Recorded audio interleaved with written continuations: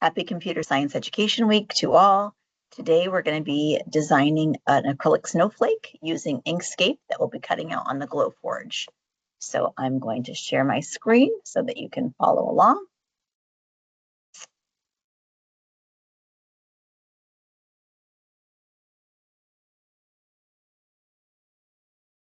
All right, I'm going to open up a new file so I can start with a blank page just like you are. Here we go. So at the top of Inkscape here, we have these rulers, and we have a horizontal and a vertical ruler, and it may be a new tool for you, but you can hover over where these numbers are on your ruler. And then with using both hands, if you hold down your keypad with your left hand and then use your trackpad to drag a line down on your right hand, now we have this nice horizontal line. And then we're going to go over to the other side of our ruler, and we're going to do it again and drag out a vertical line. And you want them to touch right there. The red and the blue lines will touch. They both become blue, and you see that you've got this point of origin right here in the center. Don't worry about whether it's centered on your page, because that doesn't matter. We just need to know where the point of origin is here. Okay, now you're going to make sure that you have snapping enabled on your screen. So over here, there's this magnet by a lightning bolt, and that is for alignment and snapping. So you want to make sure that your box is checked so that snapping is enabled, right?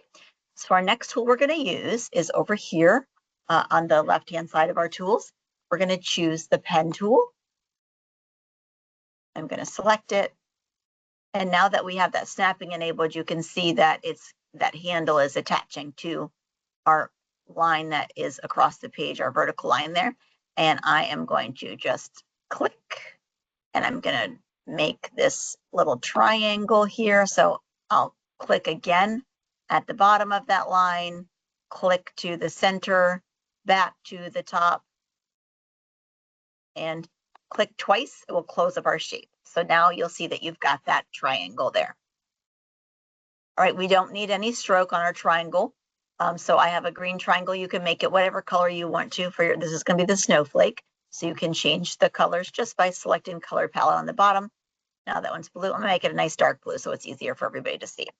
So I've got that dark blue that's there, and I don't have any stroke. If you do have a stroke on yours, you're gonna wanna choose that stroke paint and then hit the X button so you don't have any stroke. We just need a fill color there.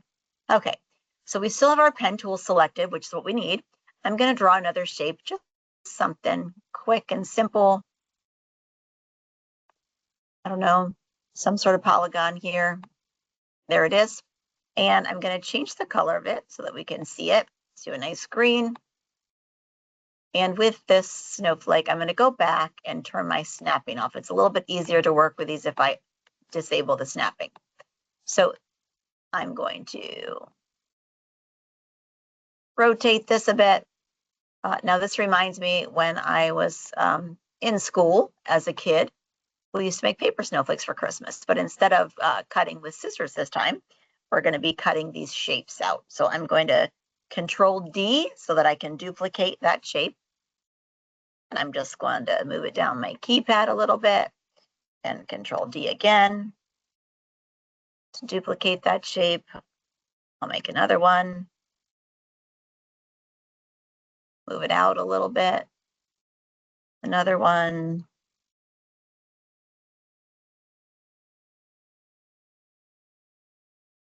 And maybe one more.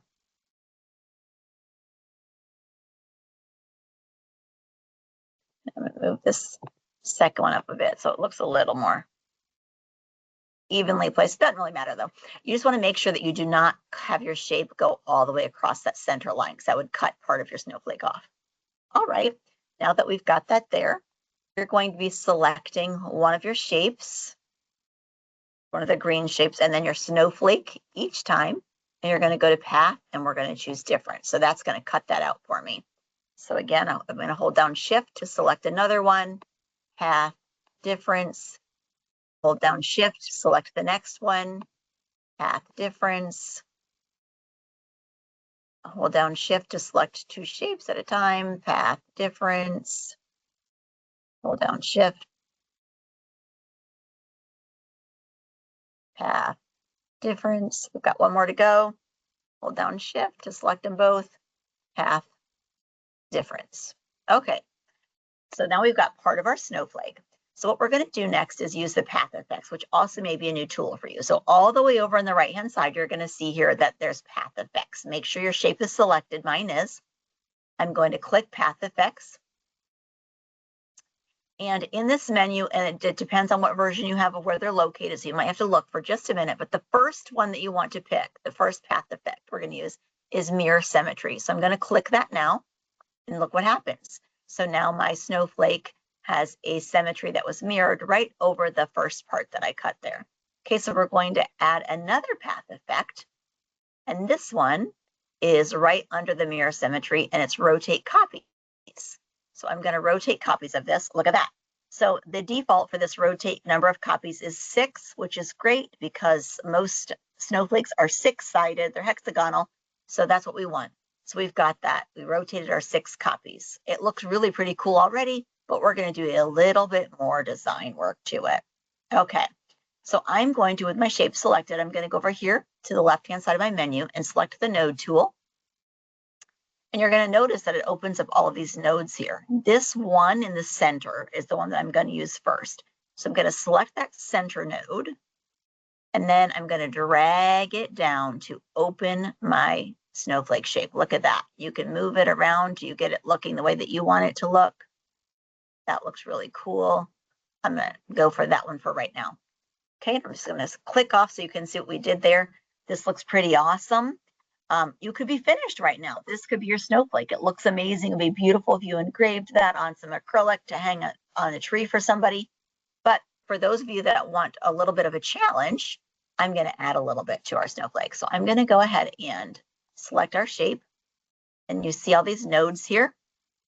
You can change each one of the nodes. And by doing so, you're going to see that everything is going to be moving uniformly because we used the rotate copies in the mirrored symmetry. So we're going to have this beautiful symmetric snowflake that you can manipulate and change just by moving these nodes around. Pretty simple, huh? Looks pretty cool. I'm going to make mine a little more pointed. I like it a little bit better with a point on it. And there we go. Now, if you wanted to make yours into an ornament, the last step would be that you could drag out a circle or that arch tool there. And I'm going to go back to my home button or my selector, and I'm going to make sure that this is actually a circle. I'm going to change that to about 7 millimeters by 7 millimeters. And I'm going to move it over to the top of the center. And this time, instead of doing difference, I'm going to hold down my Shift key so I can select both of my shapes. And I'm going to go to Path, and I'm going to union those together. So now you can see I've got a little dot on the end. I'm going to undo that. I think I need to make it a little bit bigger. So I'll Control Z, and I'm going to make that. We'll go with 12.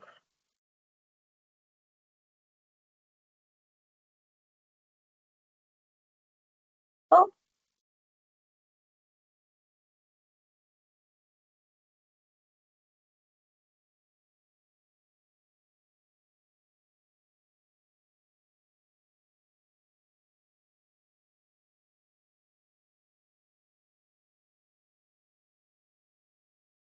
That looks a little bit better.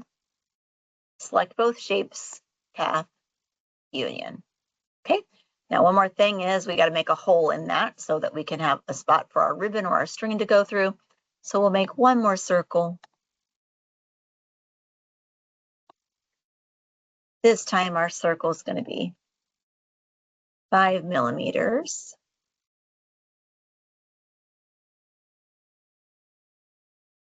And then I'm going to move it over onto the center.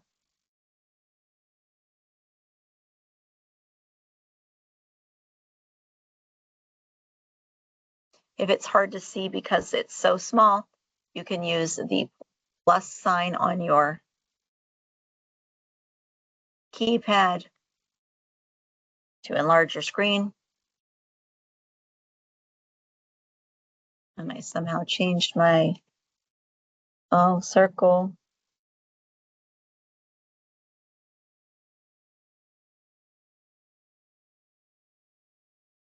Here we go. That looks pretty centered. Okay, and then again, I'm going to hold down Shift to select my snowflake. I'm going to go to Path, and I will choose Difference. Now we have that nice hole in there. Let me zoom back out so we can see the whole thing. I can't wait to see the snowflakes that you make. Happy Computer Science Education Week, everybody.